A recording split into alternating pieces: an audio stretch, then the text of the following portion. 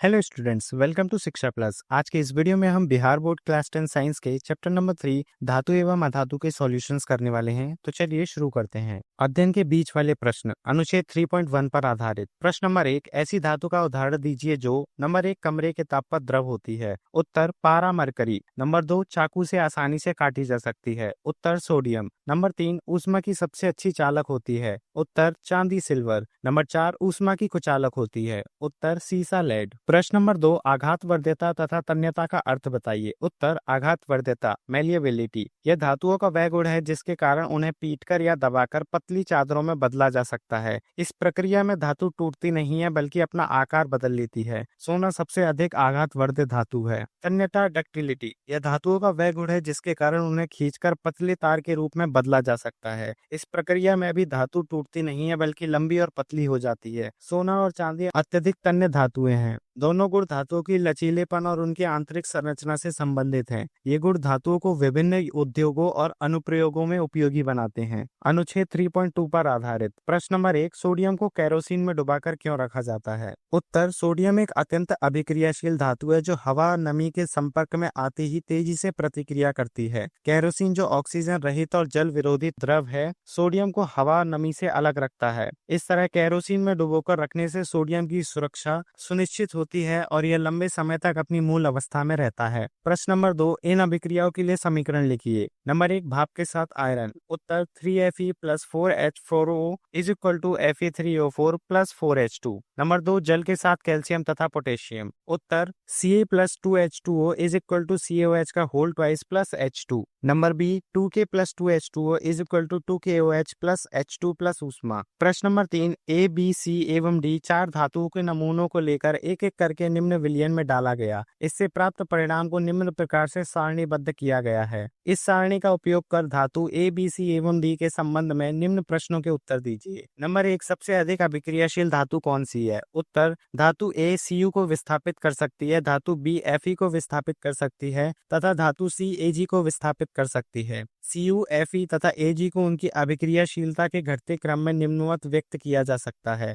Fe, Cu, Ag। अतः धातु B सर्वाधिक अभिक्रियाशील है। नंबर 2, धातु B को कॉपर सल्फेट के विलयन में डाला जाए तो क्या होगा। उत्तर, चूंकि धातु B कॉपर से अधिक अभिक्रियाशील है अतः यह कॉपर सल्फेट विलयन से कॉपर को विस्थापित कर देगी। अतः कॉपर सल्फेट का गहरा नीला रंग हल्का हो जाएगा। नंबर 3, धातु A, B, C एवं D को अभिक्रियाशीलता के घटते हुए क्रम में व्यवस्थित कीजिए। उत्तर, धातु B Fe को विस्थापित कर सकती है, धातु A Cu को विस्थापित कर सकती है, धातु C Ag को विस्थापित कर सकती है तथा धातु D किसी को भी विस्थापित नहीं कर सकती है। अतः इनकी अभिक्रियाशीलता का घटता क्रम निम्नवत होगा, BACD। अनुच्छेद 3.3 पर आधारित। प्रश्न नंबर 1, सोडियम, ऑक्सीजन एवं मैग्नीशियम के लिए इलेक्ट्रॉन बिंदु संरचना लिखिए। सोडियम Na = 11, इलेक्ट्रॉनिक विन्यास 2,8,1। इलेक्ट्रॉन बिंदु संरचना कुछ इस प्रकार होगी। नंबर 2, इलेक्ट्रॉन के स्थानांतरण के द्वारा Na2O एवं MgO का निर्माण दर्शाइए। उत्तर, Na2O का निर्माण कुछ इस प्रकार होगा, MgO का निर्माण कुछ इस प्रकार होगा। नंबर 3, इन यौगिकों में कौन से आयन उपस्थित हैं। उत्तर, NaNO में Na पॉजिटिव और O नेगेटिव आयन उपस्थित हैं तथा MgO में Mg पॉजिटिव और O नेगेटिव आयन उपस्थित हैं। प्रश्न नंबर 2, आयनिक यौगिकों का गलनांक उच्च क्यों होता है। उत्तर, आयनिक यौगिकों का गलनांक उच्च होता है क्योंकि इनमें विपरीत आवेश वाले आयनों के बीच मजबूत विद्युत आकर्षण बल होता है। इस आकर्षण को तोड़ने के लिए अधिक ऊर्जा की आवश्यकता होती है जिससे उनका गलनांक बढ़ जाता है। यह मजबूत आयनिक बंधन ठोस अवस्था में स्थिरता प्रदान करता है। अनुच्छेद 3.4 पर आधारित। प्रश्न नंबर 1, निम्न पदों की परिभाषा दीजिए। खनिज, अयस्क, गैंग। उत्तर, खनिज पृथ्वी की भूपर्पटी में प्राकृतिक रूप से पाए जाने वाले पदार्थ जो एक निश्चित रासायनिक संरचना रखते हैं। अयस्क वे खनिज जिनमें से धातु को आर्थिक रूप से लाभकारी मात्रा में निकाला जा सकता है। गैंग अयस्क में मौजूद अवांछित पदार्थ जो धातु निष्कर्षण के दौरान हटाए जाते हैं। प्रश्न नंबर 2, दो धातुओं के नाम बताइए जो प्रकृति में मुक्त अवस्था में पाई जाती हैं। उत्तर, सोना और चांदी प्रकृति में मुक्त अवस्था में पाई जाती हैं क्योंकि ये कम अभिक्रियाशील हैं। प्रश्न नंबर 3, धातु को उसके ऑक्साइड से प्राप्त प्राप्त करने के लिए किस रासायनिक प्रक्रम का उपयोग किया जाता है? उत्तर, धातु को उसके ऑक्साइड से प्राप्त करने के लिए अपचयन प्रक्रिया का प्रयोग किया जाता है। इसमें ऑक्साइड से ऑक्सीजन को हटाया जाता है। अनुच्छेद 3.5 पर आधारित प्रश्न नंबर 1, जिंक, मैग्नीशियम एवं कॉपर के धात्विक ऑक्साइडों को निम्न धातु के साथ गर्म किया। Zinc, magnesium, copper, zinc oxide, magnesium oxide, धातु कॉपर ऑक्साइड किस स्थिति में विस्थापन अभिक्रिया घटित होगी? उत्तर, विस्थापन अभिक्रिया तब होगी जब अधिक अभिक्रियाशील धातु कम अभिक्रियाशील धातु को उसके यौगिक से विस्थापित करेगी। उदाहरण Mg + ZnO = MgO + Zn। प्रश्न नंबर 2, कौन सी धातु आसानी से संक्षारित नहीं होती है? उत्तर, सोना और चांदी जैसी धातुएं आसानी से संक्षारित नहीं होती हैं क्योंकि वे कम अभिक्रियाशील हैं। प्रश्न नंबर 3, मिश्र धातु क्या होते हैं? उत्तर, मिश्र धातु दो या अधिक धातुओं का समांगी मिश्रण होता है। उदाहरण पीतल, तांबा और जस्ता का मिश्रण। अभ्यास प्रश्न नंबर 1, निम्न में कौन सा युगल विस्थापन अभिक्रिया प्रदर्शित करता है? NaCl विलयन एवं कॉपर धातु, MgCl2 विलयन एवं एल्यूमिनियम धातु,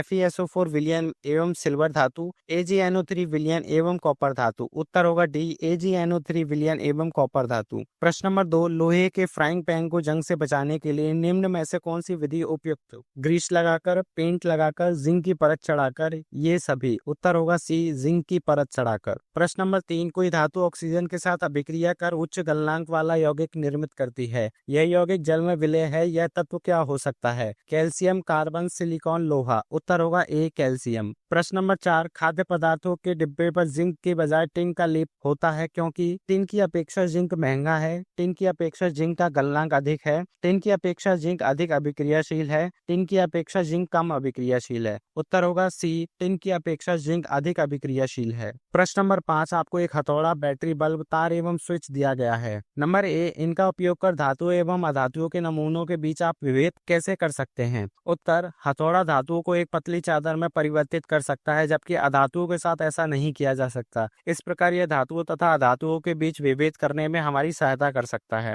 बैटरी, बल्ब, तार एवं स्विच की सहायता से हम एक परिपथ तैयार कर सकते हैं। अब परिपथ के मध्य में धातुओं तथा अधातुओं के नमूनों को बारी बारी से लगाकर हम धातुओं तथा अधातुओं के बीच विभेद कर सकते हैं। यदि नमूना धातु होगा तो परिपथ में स्थित बल्ब जलने लगेगा और यदि नमूना अधातु है, ग्रेफाइट को छोड़कर, तो बल्ब नहीं जलेगा। नंबर बी, धातुओं एवं अधातुओं में विभेदन के लिए इन परीक्षणों की उपयोगिता का आकलन कीजिए। उत्तर, उपयुक्त परीक्षा धातुओं तथा अधातुओं के लक्षणों को बताते हैं, इसलिए ये उपयोगी हैं। प्रश्न नंबर 6, उभयधर्मी ऑक्साइड क्या होते हैं? दो उभयधर्मी ऑक्साइडों का उदाहरण दीजिए। उत्तर, उभयधर्मी ऑक्साइड वे धातु ऑक्साइड हैं जो अम्ल और क्षार दोनों के साथ अभिक्रिया कर सकते हैं। ये अपने व्यवहार में लचीले होते हैं और परिस्थितियों के अनुसार अम्लीय या क्षारीय गुण दिखा सकते हैं। उदाहरण के लिए एल्यूमिनियम ऑक्साइड Al2O3 और जिंक ऑक्साइड ZnO उभयधर्मी ऑक्साइड हैं। प्रश्न नंबर 7, दो धातुओं के नाम बताइए जो तनु अम्ल से हाइड्रोजन को विस्थापित कर देंगी तथा दो धातुएं जो ऐसा नहीं कर सकती हैं। उत्तर, जिंक और लोहा तनु अम्ल से हाइड्रोजन को विस्थापित कर सकते हैं क्योंकि ये हाइड्रोजन से अधिक अभिक्रियाशील हैं। दूसरी ओर तांबा और चांदी ऐसा नहीं कर सकते क्योंकि ये हाइड्रोजन से कम अभिक्रियाशील हैं और धातु सक्रियता श्रृंखला में हाइड्रोजन से नीचे आते हैं। प्रश्न नंबर 8, किसी धातु M के विद्युत अपघटनी परिष्करण में आप एनोड, कैथोड एवं विद्युत अपघटक किसे बनाएंगे? उत्तर, जिंक और लोहा तनु अम्ल से हाइड्रोजन को विस्थापित कर सकते हैं क्योंकि यह हाइड्रोजन से अधिक अभिक्रियाशील हैं।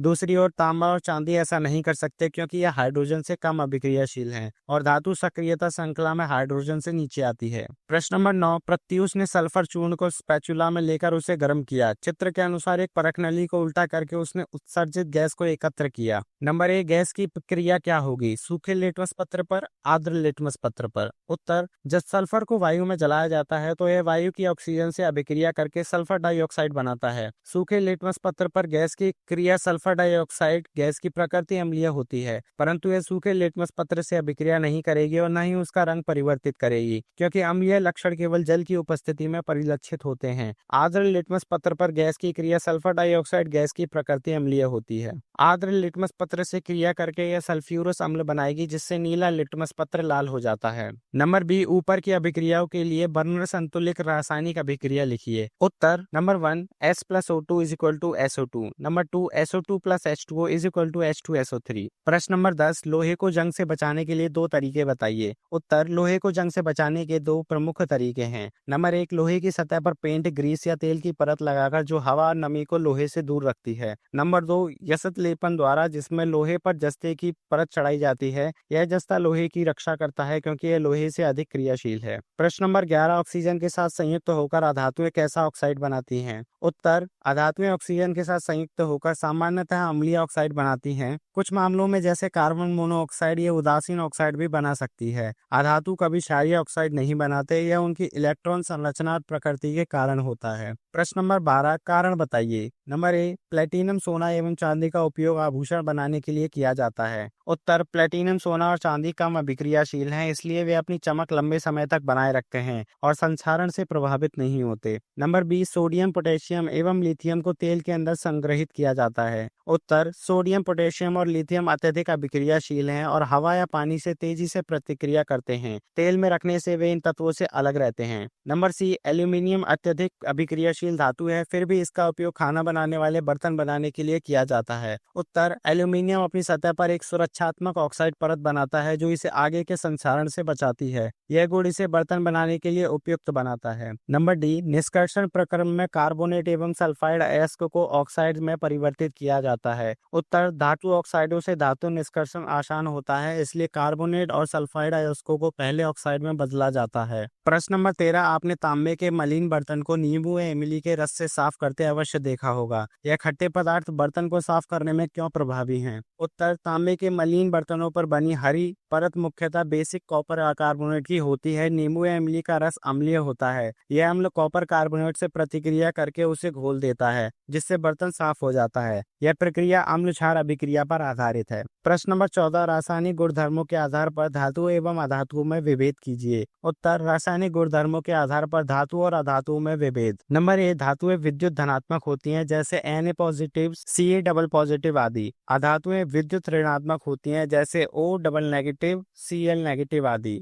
नंबर बी, धातुएं क्षारीय ऑक्साइड बनाती हैं जो जल में घुलकर क्षार बनाती हैं, जैसे Na2O plus H2O is equal to 2NaOH। अधातुएं अम्लीय ऑक्साइड बनाती हैं जो जल में घुलकर अम्ल बनाती हैं, जैसे CO2 plus H2O is equal to H2CO3। Number C, धातुएं अम्ल से अभिक्रिया कर लवण तथा हाइड्रोजन गैस बनाती हैं, जैसे Zn plus H2SO4 is equal to ZnSO4 plus H2। अधातुएं अम्ल से अभिक्रिया कर लवण तथा हाइड्रोजन गैस नहीं बनाती हैं, जैसे C plus 2H2SO4 is equal to CO2 plus 2SO2 plus 2H2O। Number D, धातुएं क्लोरीन से अभिक्रिया कर वैद्युत संयोजक क्लोराइड बनाती हैं, जैसे 2Na plus Cl2 is equal to 2NaCl। अधातुएं क्लोरीन से अभिक्रिया कर सह संयोजक क्लोराइड बनाती हैं, जैसे H2 plus Cl2 is equal to 2HCl। Number E, कुछ धातुएं हाइड्रोजन से अभिक्रिया कर अस्थायी हाइड्राइड बनाती हैं, जैसे Ca plus H2 is equal to CaH2। अधातुएं हाइड्रोजन से अभिक्रिया कर स्थायी हाइड्राइड बनाती हैं, जैसे H2 plus S is equal to H2S। प्रश्न नंबर 15, एक व्यक्ति प्रत्येक घर में सुनार बनकर जाता है। उसने पुराने एवं मलिन सोने के आभूषणों में पहले जैसी चमक पैदा करने का ढोंग रचाया। कोई संदेह किए बिना ही एक महिला अपने सोने के कंगन उसे देती है, जिसे वह एक विशेष विलयन में डाल देता है। कंगन नई की तरह चमकने लगते हैं, लेकिन उनका वजन अत्यंत कम हो जाता है। वह महिला बहुत दुखी होती है तथा तर्क वितर्क के पश्चात उस व्यक्ति को झुकना पड़ता है। एक जासूस की तरह क्या आप उस विलयन की प्रकृति के बारे में बता सकते हैं? उत्तर, वह व्यक्ति सोने के आभूषणों को साफ करने के लिए एक्वा रेजिया का उपयोग कर रहा था। एक्वा रेजिया सांद्र नाइट्रिक अम्ल और हाइड्रोलिक अम्ल का 1:3 अनुपात में मिश्रण है। यह सोने को घोलने की क्षमता रखता है जो अन्य अम्लों में नहीं घुलता। इसलिए आभूषण चमकदार तो हो गए, लेकिन उनका वजन कम हो गया क्योंकि कुछ सोना घुल गया। यह विधि अनैतिक और गैर कानूनी है। प्रश्न नंबर 16, गर्म जल का टैंक बनाने में तांबे का उपयोग होता है, परंतु इस्पात लोहे की मिश्र धातु का नहीं। इसका कारण बताइए। उत्तर, गर्म जल का टैंक बनाने में तांबे का उपयोग किया जाता है, इस्पात का नहीं। इसके कारण है, नंबर 1, तांबा ऊष्मा का बेहतर संचालक है जो पानी को तेजी से गर्म करने में मदद करता है। नंबर 2, तांबा जल या वाष्प के साथ अभिक्रिया नहीं करता, जबकि इस्पात लोहे की मिश्र धातु गर्म पानी या भाप के साथ धीरे धीरे प्रतिक्रिया करके जंग आयरन ऑक्साइड बना सकता है। नंबर 3, तांबे पर एक सुरक्षात्मक ऑक्साइड परत बन जाती है जो आगे के संक्षारण को रोकती है, जबकि इस्पात लगाकर जंग के प्रति संवेदनशील रहता है। और आज के सॉल्यूशन वीडियो यहीं समाप्त होता है। मिलते हैं एक और नए सॉल्यूशन वीडियो के साथ, तब तक कीप लर्निंग।